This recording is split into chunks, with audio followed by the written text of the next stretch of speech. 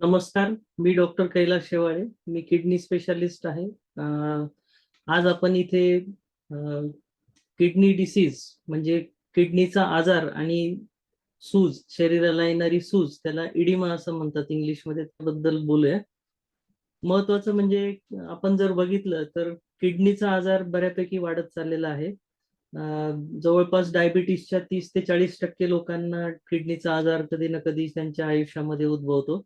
आणि भारतामध्ये किडनीच्या आजाराचं प्रमाण डायबिटीस वाढत असल्यामुळं वाढतच चाललेलं आहे. आता जर आपण बघितलं की इडिमा म्हणजे सूज, शरीराला येणारी सूज, याच्याबद्दल आपल्याला जे बोलायचं आहे, तर त्याचे काय प्रकार आहेत आणि ते कसं होतं ते आपण सगळं समजून घेऊया. त्याच्यामध्ये सूज येणं, शरीराला जी सूज येते त्याला आपण इडिमा असं म्हणतो. तर सूज येण्याची काय काय कारणं असू शकतात शरीरामध्ये. सगळ्यात महत्वाचं कारण म्हणजे किडनीचा आजार, नंबर 1 कारण. नंबर 2चं कारण आहे हृदयाचे विकार. नंबर 3चं कारण असू शकतं थायरॉइडचे वेगवेगळे आजार.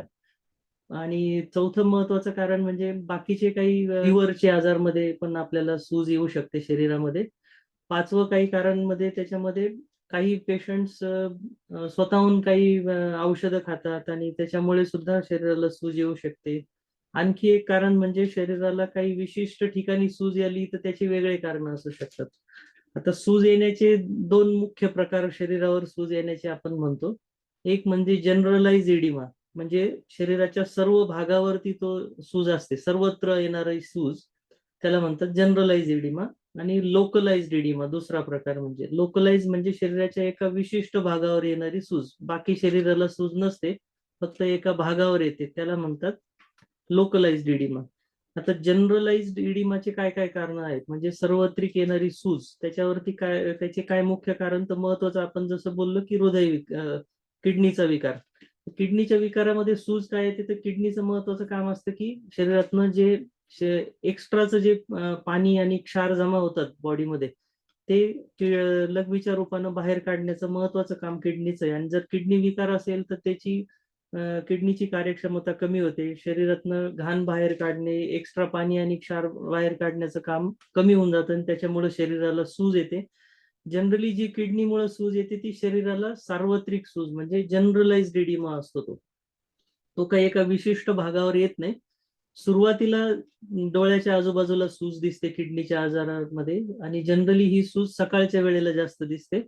नंतर हळूहळू ती संपूर्ण शरीरावर पसरते, पायाला सूज यायला लागते. आपण दिवसभर जर पेशंट तो उभा राहिला तर पायाला जास्त सूज येते, कारण ग्रॅव्हिटी तिथे काम करतं. आणि ही झाली सार्वत्रिक सूज किडनीमुळे येणारी. दुसरं कारण असतं हृदयविकारामध्ये सूज येऊ शकते पेशंटला. तर हृदयविकारामध्ये काय होतं की शरीरामध्ये जे व्हेन्स असतात, ज्या आपल्या ब्लड वेसल्स असतात, हृदयविकार जर असेल तर हृदयाची पंपिंग कॅपॅसिटी बऱ्याचदा कमी झालेली आढळते आणि त्याच्यामुळं ब्लड प्रेशर वाढतं. ब्लड प्रेशर वाढलं त्याच्यामध्ये पाण्याचं प्रमाण, क्षारचं प्रमाण बॉडीमध्ये वाढतं आणि त्याच्यामुळं शरीराला सूज येते. हृदयामुळे येणारी सूज सुद्धा जनरली ही सार्वत्रिक सूज असते, म्हणजे शरीराच्या सगळ्या भागांवर सूज येते.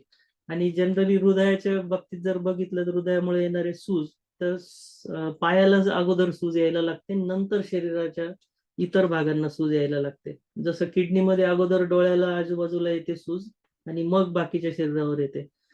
नंबर 3चं कारण जर बघितलं तर लिव्हरच्या आजारामध्ये येणारी सूज. त्याच्यामध्ये सुद्धा कशामुळे सूज येते लिव्हरच्या आजारात, तर त्याचं कारण आहे रक्तातले प्रथिने म्हणजे प्रोटीन्स कमी होतात शरीरामध्ये.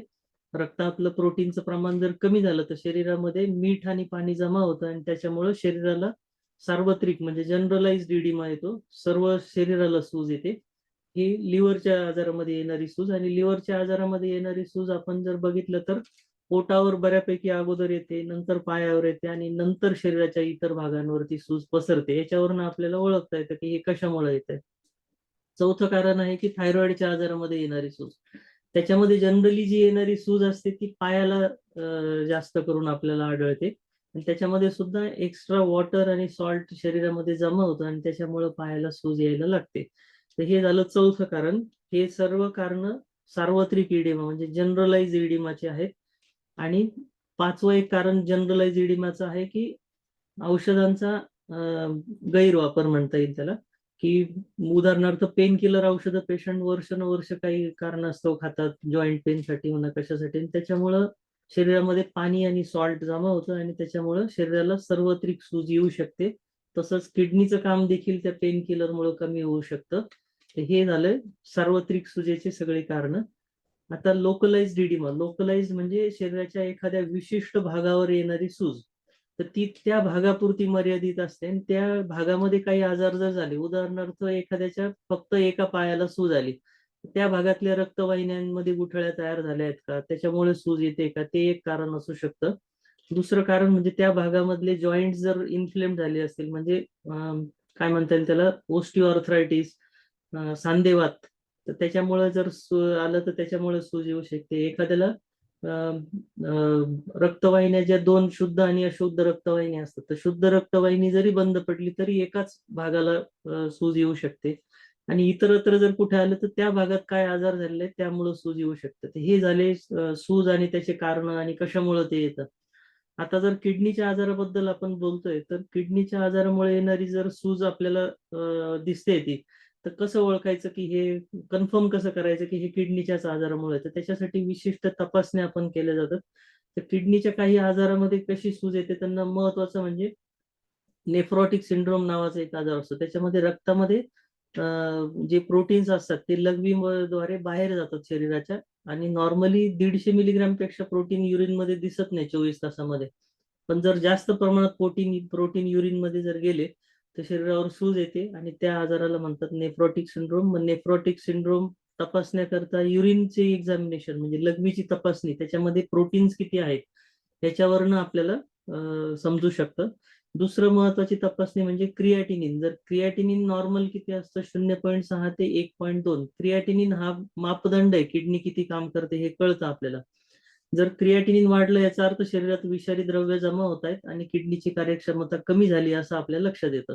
जर एखाद्याच्या पेशंटच्या बाबतीत जर 3 महिन्यापेक्षा अधिक काळ जर ते क्रिएटिनिन वाढलेलंच राहिलं, तर त्याला आपण क्रॉनिक किडनी डिसीज म्हणजे जुनाट किडनीचा आजार किंवा परमनंट किडनीचा आजार आहे असं आपण निदान करतो. आणि जर ते क्रिएटिनिन काही दिवसांपुरतं वाढलेलं होतं आणि नंतर मग नॉर्मल झालं, तर त्याला आपण अॅक्यूट किडनी आजार म्हणजे अॅक्यूट किडनी फेल्युअर किंवा किडनीचा तात्पुरता स्वरूपात होणारा आजार असं आपण म्हणतो. तर हे झालं acute renal failure, chronic renal failure आणि नेफ्रॉटिक सिंड्रोम याच्यामुळे येणारी सूज. महत्वाचं अजून एक किडनीच्या बाबतीत तपासणी म्हणजे सोनोग्राफी करणं पण गरजेचं असतं.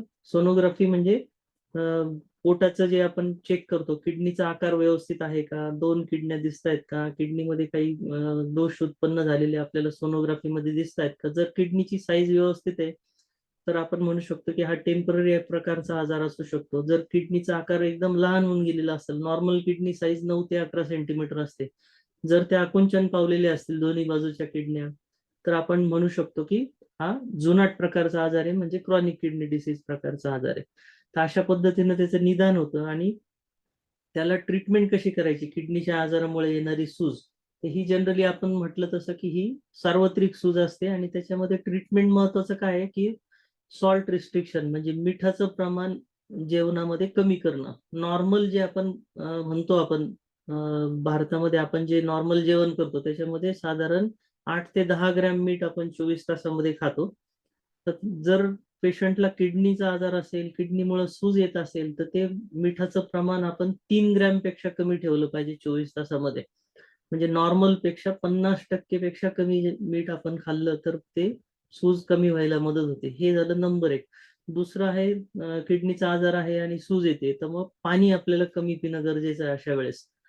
तर आपण जसं म्हणतो की हेल्दी किडनी ठेवण्यासाठी भरपूर पाणी प्या, पण जेव्हा किडनीचा आजार असेल आणि त्याच्यामुळे सूज येते तर पाणी कमी पिण्याचा सल्ला आपण देतो. तर त्याच्यामध्ये कमी म्हणजे किती, तर साधारण सूज येत असेल तर आपल्याला साधारण पाण्याचं प्रमाण किती सूज आहे हे बघून ठरवतात. पण जनरली जेव्हा kidney failure, chronic kidney disease असतात आणि सूज बऱ्यापैकी येत असते, तर तेव्हा आपण 24 तासामध्ये पाण्याचं प्रमाण 1 लिटर पेक्षा कमी घ्या असं सांगितलेलं असतं.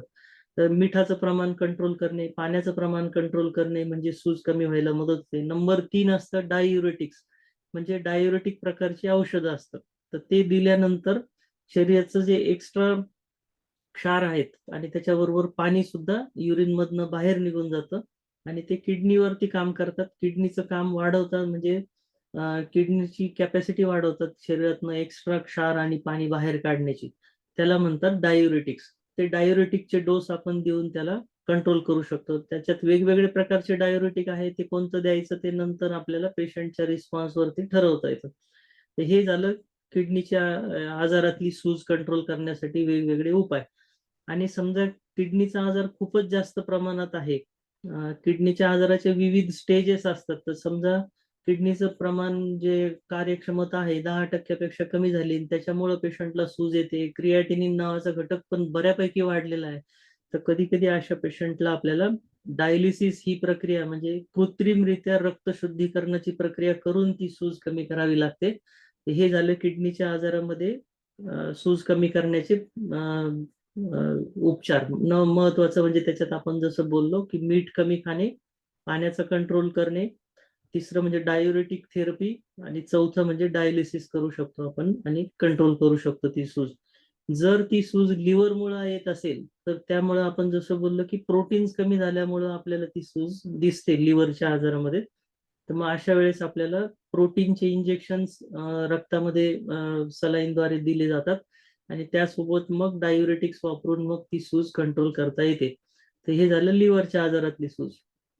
जर ती कार्डियक म्हणजे हार्टच्या, हृदयाच्या आजारामुळे येणारी सूज असेल, तर आपण जसं बोललो की जास्त पाणी आणि मीठ जमा झाल्यामुळेच जनरली ती सूज येते. तर अशा केसमध्ये सुद्धा मीठ कमी खाणे, पाण्याचं कंट्रोल ठेवणे आणि डायुरेटिक थेरपी ही आपल्याला कामी पडते. आणि क्वचित प्रसंगी पेशंटचं डायलिसिस सुद्धा करून ती सूज कंट्रोल करावी लागते.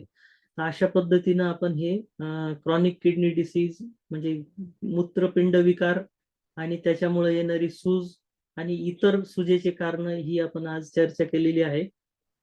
तर अशा पद्धतीने याची ट्रीटमेंट होते.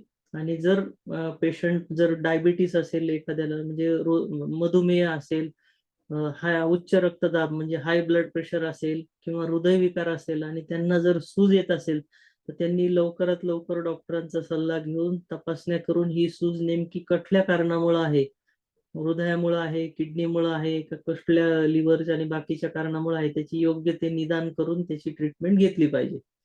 धन्यवाद. थँक्यू.